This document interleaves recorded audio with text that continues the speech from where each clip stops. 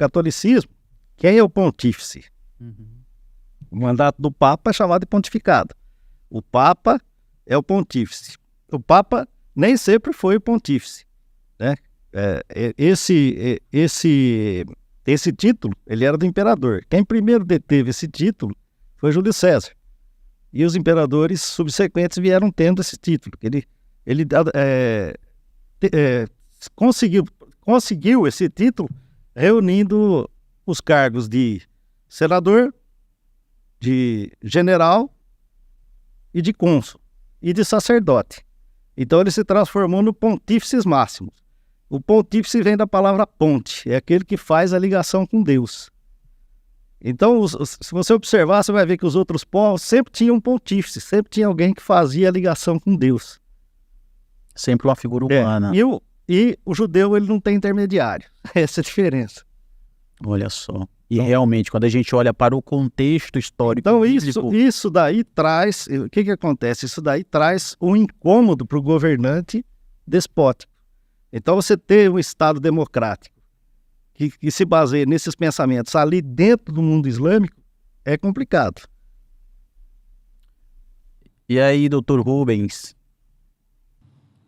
Eu gostaria de voltar a um ponto que o doutor falou na sua primeira fala, com relação ao direito que os povos têm com relação àquela terra, né, que hoje é o Estado de Israel, que foi chamada de Palestina, e que já foi também chamada de Judeia, e biblicamente, para judeus, cristãos e muçulmanos, é a antiga terra de Canaã, né? Uhum.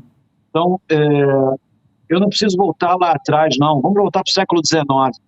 No século XIX, o nosso imperador Dom Pedro II, ele visitou aquela região, que os romanos chamaram de Palestina para desvincular o aspecto judaico dela, né? A conexão judaica que tinha a terra. E pegou, né? E esse nome pegou. Isso foi no ano 135 depois de Cristo. Foi isso foi um feito do meu homônimo, né? Do imperador Adriano, que criou essa denominação Palestina, que na verdade ela era judeia, primeiramente.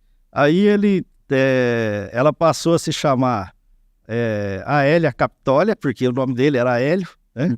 Por conta disso houve uma revolta entre os judeus, que ele queria construir um templo pagão no local do antigo templo, e houve uma revolta dos judeus. Houve um massacre de judeus naquela época, e ele determinou que todos os judeus deveriam ser expulsos de lá, e que ao invés de Judeia, ela passaria a se chamar Filistina, que era a terra dos filisteus, né? Só que os filisteus eram povos antigos que já não existiam mais lá. Então existe uma narrativa equivocada de que os atuais palestinos são descendentes de sangue dos filisteus. Isso é mentira, isso não é verdade. Os filisteus, eles foram extintos na invasão da Babilônia, e o pouco que sobrou lá foram extintos depois pelos sírios. Então não existe nenhum povo lá com essa descendência de sangue dos judeus, dos filisteus. O que se sabe lá a respeito dos palestinos é que ali é uma região de muita miscigenação, né?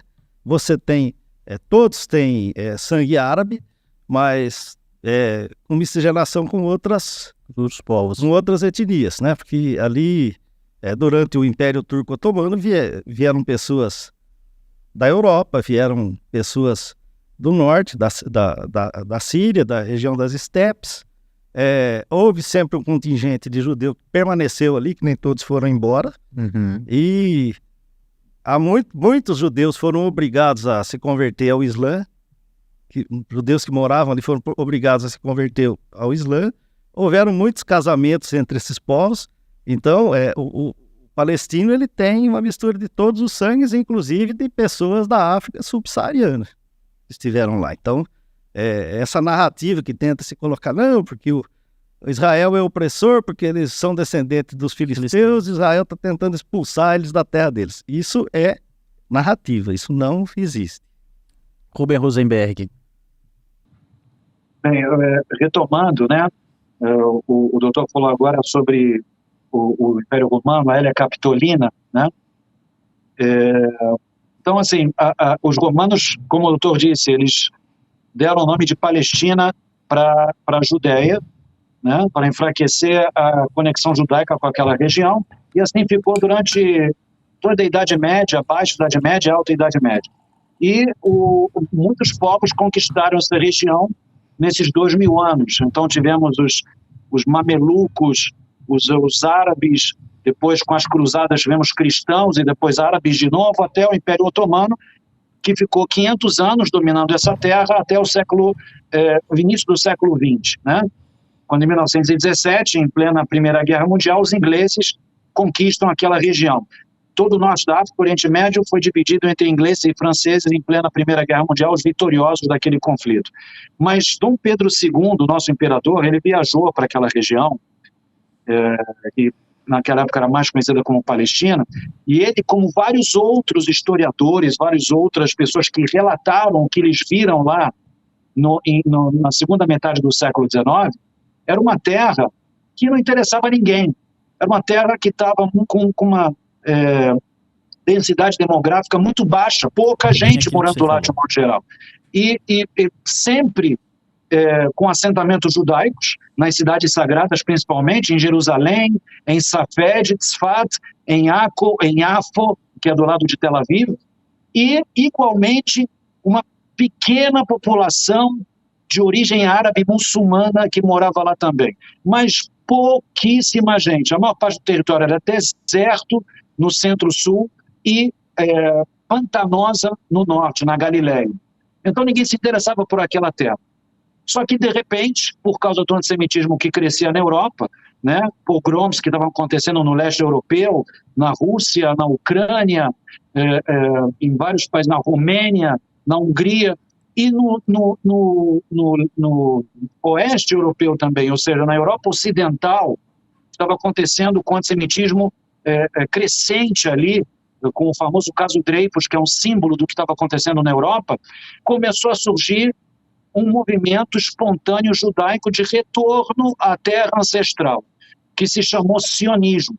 Tá? Que eu não vou agora dar uma aula sobre esse assunto que é vasto, mas várias correntes sionistas, que é a vontade dos judeus retornarem para a sua terra ancestral de 2000 anos antes.